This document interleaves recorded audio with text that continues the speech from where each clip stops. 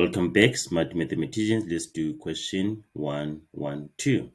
Given the linear sequence 7 to -3, it goes on like that. Calculate the value of the 20th term. Right, we're going to use what we got in question 111. Okay, let me just quickly go through it, okay, in case maybe you didn't do it. Right, so we found our Tn. We say that Tn is equal to an plus b, where a is the constant difference. A is the constant difference.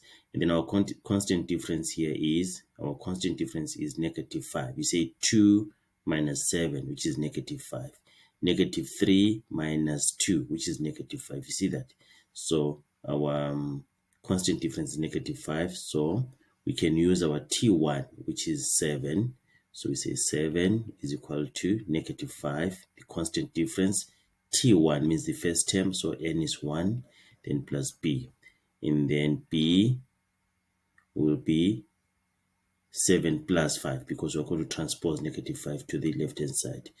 And then we say that our Tn is equal to -5n plus 12. Please, you can refer to the video on question 111 for more detail. Right, now, let's find our nth term. So our nth term, T20,